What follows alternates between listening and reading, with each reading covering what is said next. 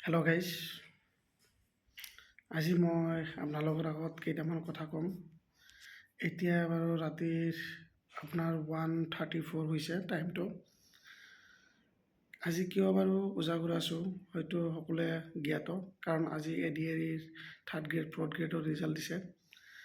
মই আপোনাৰ ADAR third গ্ৰেডৰ exam দিছিলোঁ বাৰু, দুৰ্ভাগ্যবশতঃ মই পাছ কৰিব পৰা নাই। মই আপোনাৰ 5,000 টকা দি কোৰ্চ লৈছিলোঁ। মোৰ লগত আপোনাৰ আৰু 154 মান ষ্টুডেণ্ট আছিল। সিহঁতৰো মই খবৰ ল'লোঁ, সিহঁতো পাছ কৰিব পৰা নাই।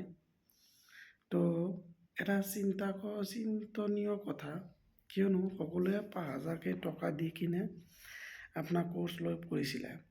ইমান পঢ়াৰ পিছতো ষ্টুডেণ্টবিলাক কিয় পাছ কৰিব পৰা নাই?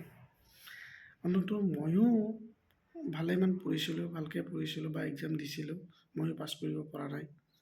মোৰ এটাই বেয়া লাগিছে যে 154 ষ্টুডেণ্টৰ ভিতৰত এজনো পাছ কৰিব পৰা নাই।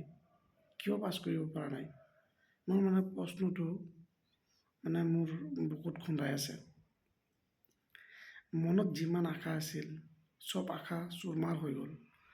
কাৰণ এজন ষ্টুডেণ্টে পাছ কৰিব পাৰিলে এটা গ্ৰুপৰ পৰা হয়তো মনত অলপমান সাহস জন্মে যে নাই, নেক্সট এক্সাম আমি দিলে আমি পাছ কৰিব পাৰিম।